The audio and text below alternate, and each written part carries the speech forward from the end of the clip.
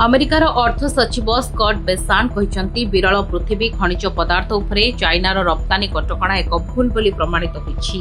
एही पदक्षेप गुड़िक विश्व को देखाई जे बेजिंग किपरि चाप सृष्टि करबा पई एही गुरुत्वपूर्ण संपद गुड़िक व्यवहार करि परिबो।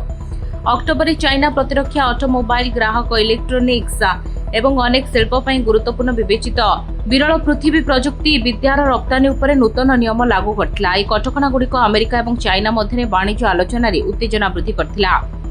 तथापि ए सप्ताह दक्षिण कोरिया एशिया प्रशांत महासागरीय आर्थिक सहयोग शिखर सम्मेलन समय राष्ट्रपति शी जिनपिंग एवं डोनाल्ड ट्रम्प बैठक पर चाइना घोषणा करिछि एहा एक वर्ष पई किछि रप्तानी कटकणा को स्थगित रखिबो।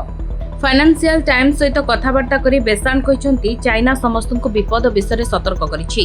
सेमाने प्रकृति में एक भूल करिसेंति। से आहुरी मध्य कहते अस्त्र देखाइबा गोटे कथा किंतु पवन गुली चलाइबा अन्य कथा।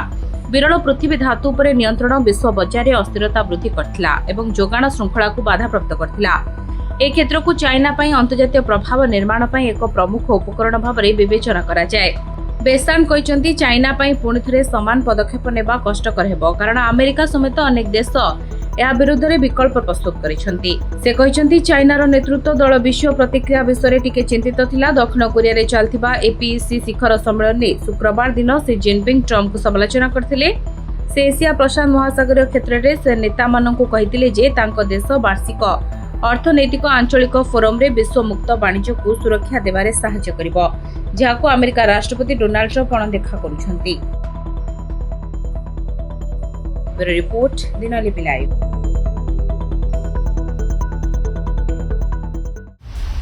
दिनलिपि लाइव को एबे ही लाइक शेयर सब्सक्राइब करंतु।